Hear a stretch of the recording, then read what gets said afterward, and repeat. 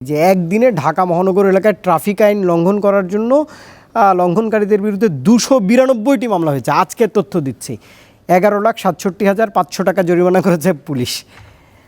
আপনি এই পরিসংখ্যানটা জানালাম। গতকাল থেকে প্রজ্ঞাপন জারির পর সেনাবাহিনীকে বিশেষ নির্বাহী ম্যাজিস্ট্রেসি ক্ষমতা দেওয়া হয়েছে, সরকারই দিয়েছে। সার্বিকভাবে শৃঙ্খলা ফেরাতে তাদের কোনো ভূমিকা বা তারা কোনো পদক্ষেপ রাখতে পারে কি না? না, এসব পদক্ষেপ হচ্ছে অপরাধ সংগঠিত হলে তার প্রতিকার, তার শাস্তি, তাই না? কিন্তু সরকারের বা যে কোনো কর্তৃপক্ষের প্রথম লক্ষ্য থাকতে হবে অপরাধ সংগঠিত না হয়, না হতে পারে এই পথগুলো বন্ধ করা। অর্থাৎ আপনি যেমন এই ব্যাটারি চালিত রিকশার কথা বলা হচ্ছে, আপনি নামলে শাস্তি দিলেন, কিন্তু নামাতে না পারে এ ব্যাপারে এলাকাভিত্তিক আপনি জনমত তৈরি করেন, এলাকাভিত্তিক তাদেরকে বোঝান, কারণ তারা তো খেটে খাওয়া মানুষ, সুতরাং তাদেরকে রুটি রুজি বন্ধ না হয় সে ব্যবস্থাও করতে হবে। এমনকি তারা যে এলাকায় থাকবে সেখানে কেউ কোনো রকম মানে তাদের সেখানে চাঁদা দিতে না হয়, চাঁদাবাজি করতে না হয়, মানে চাঁদাবাজির শিকার না হয়।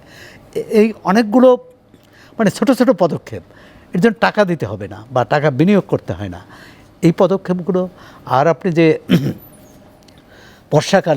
বর্ষাকালে সড়ক খোঁড়াখুড়ির কথা বলছেন, এর একটা বিজ্ঞানসম্মত কিন্তু একটা উপায় আছে। সেটা হচ্ছে আমাদের যে অর্থ বছরের যে সময়, সেটা পাল্টে দিলেই হয়। এখন আমরা জুলাই জুন অর্থ বছর করি, সেটা আপনি এপ্রিল করতে পারেন, ভারতে যেমন এপ্রিল করেছে, আপনি জানুয়ারি ডিসেম্বরও করতে পারেন।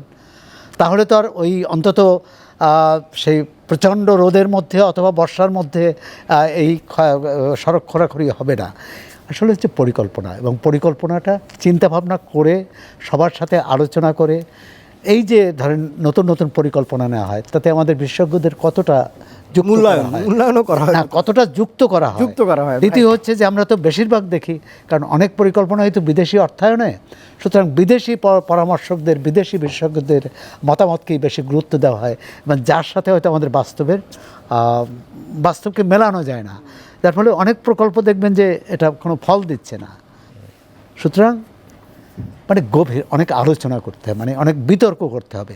আপনি এলাকায় যে কোনো এলাকায় একটা কমিউনিটি সেন্টার করবেন বা একটা প্রতিষ্ঠান করবেন, ওই এলাকার মানুষ কী করতে হবে।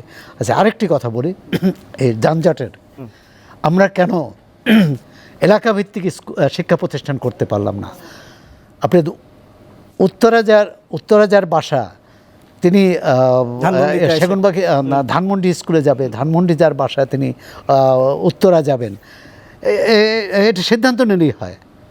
কারণ যে আমরা এই এলাকায় এই মানসম্মত একটি স্কুল তৈরি করার দায়িত্ব কিন্তু ওই এলাকার বাসিন্দাদের। তারা যদি না করে ভালো শিক্ষা পাবে না, কিন্তু তারা করবেন।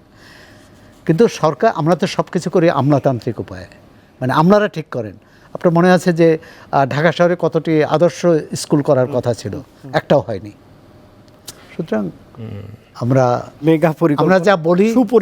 যা বলি তা করি না, আমরা অনুষ্ঠান আয়োজন করি, কিন্তু সেটা কার্যে পরিণত করি না।